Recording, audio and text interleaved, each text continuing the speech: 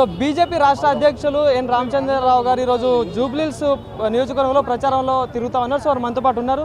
Sir నమస్తే. So ఎట్లా ఉండవుతుంది మరి జూబ్లీహిల్స్ ఉప ఎన్నిక అనేది రాష్ట్రం అంతా ఎదురు చూస్తూ ఉంది, ఎవరు విన్ అవుతారనే దానికి. సో ఎట్లా సాగుతుంది ప్రచారం, ప్రజలు ఎట్లా స్పందిస్తూ ఉన్నారు? బీజేపీ తప్పకుండా జూబ్లీహిల్స్ గెలుస్తుంది.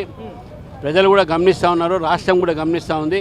కాంగ్రెస్ పార్టీకు అభ్యర్థులు లేకపోతే ఎంఐఎం అభ్యర్థులను తీసుకొని వాళ్ళ క్యాండిడేట్గా చేసుకున్నారు. ఇప్పుడు లాస్ట్ టైం ఆ వ్యక్తి ఎంఐఎం పేరు పోటీ చేశాడు, ఇప్పుడు కాంగ్రెస్ టికెట్ మీద చేస్తున్నాడు. సింబల్ మాత్రమే మారింది, పార్టీ మాత్రం అదే. ఈ రెండు పార్టీలు ఒకటే. బీఆర్ఎస్ పార్టీ 10 సంవత్సరాల నుంచి జూబ్లీహిల్స్ని మొత్తం వెనకబెట్టింది. ఇక్కడ ఏం డెవలప్మెంట్ చేయలేదు.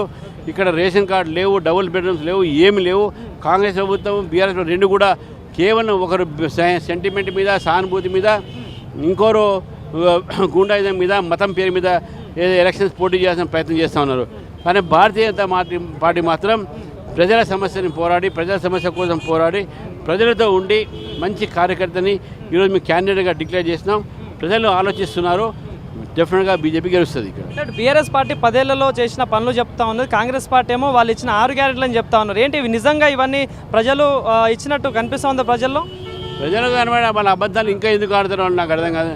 10 సంవత్సరాలు డెవలప్మెంట్ చేస్తే ఈ రోడ్లు ఎందుకు ఇక్కడ ఉంటాయి, ఈ వాసన ఎందుకు ఉంటుంది, ప్రజలు ఎందుకు బాధపడతారు, రోగాలు ఎందుకు వస్తాయి, హై టెన్షన్ వైలతో 10 మంది ఎందుకు చనిపోతారు, 6 చనిపోయారు మన రామంతపూర్లో, ఇవన్నీ ఎందుకు జరుగుతాయి? బీఆర్ఎస్ పార్టీ అయినా కనీసం ఇప్పటికైనా ప్రజలు ఓడగొట్టిన వాళ్ళు ఆత్మవిమర్శన చేసుకోవాలి. కాంగ్రెస్ పార్టీ అబద్ధాల కోరు తల్లి, అబద్ధాల తల్లి ఎవరంటే కాంగ్రెస్ పార్టీ. 6 గ్యారెంటీలు ఎక్కడున్నాయి, 400 వాగ్దానాలు ఎక్కడున్నాయి? 420 అంటే 420గా కాంగ్రెస్ పార్టీ 420.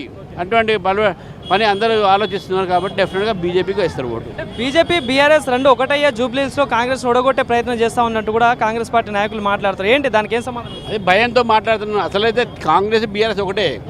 ఇంతవరకు బీఆర్ఎస్ మీద ఏం కేసులు పెట్టి ఎన్ని మంది అరెస్ట్ చేసి చెప్పండి?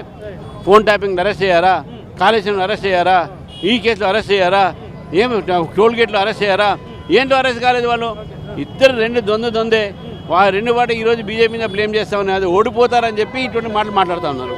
జూబ్లీహిల్స్లో ఎందుకు బీజేపీ పార్టీకే ఓటు వేయాలంటే ఏం చెప్తారు? తప్పకుండా బీజేపీకి వేయాలి. ఎందుకంటే బీఆర్ఎస్ని చూశారు, కాంగ్రెస్ని చూశారు. ఒక్కసారి బీజేపీని చూసి మార్పు చూడండి.